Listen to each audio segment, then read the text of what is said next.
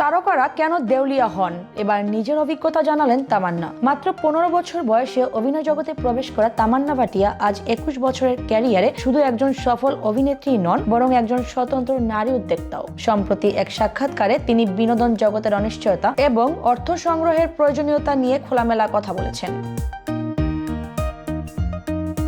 তামান্না বলেন, অভিনেতারা অনেক আয় করেন, কিন্তু তা যদি সঠিকভাবে বিনিয়োগ না হয় ক্যারিয়ারের শেষে হাতে কিছুই থাকে না। আয়ের উৎস বাড়ানো এবং সঠিক বিনিয়োগের কৌশল না জানলে যে কেউ আর্থিক সংকটে পড়তে পারে। তিনি জানান, ক্যারিয়ারের শুরুতে তার সব অর্থ দেখাশোনা করতেন তার বাবা এবং আজও তিনি বাবার পরামর্শে রিয়েল এস্টেট, গয়না ও অন্যান্য লাভজনক খাতে বিনিয়োগ করেন। ফলে তার একটি শক্তিশালী পোর্টফোলিও রয়েছে যা তাকে আর্থিকভাবে নিরাপদ রাখে।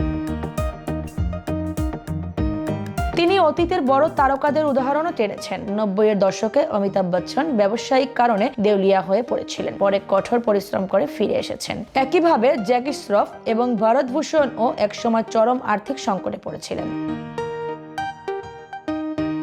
তামান্না মনে করেন, এইসব উদাহরণ থেকে শিক্ষা নেওয়া অত্যন্ত জরুরি। তিনি প্রমাণ করেছেন, দীর্ঘকাল টিকে থাকতে হলে শুধু অভিনয় নয়, সচেতন বিনিয়োগ ও আর্থিক পরিকল্পনাও সমান গুরুত্বপূর্ণ। বিনোদন জগতে টিকে থাকার জন্য অর্থনৈতিক নিরাপত্তা অর্জন করতে হবে এবং সেই শিক্ষাই নিজের অভিজ্ঞতার মাধ্যমে সকলের সঙ্গে ভাগ করে দিয়েছেন তিনি।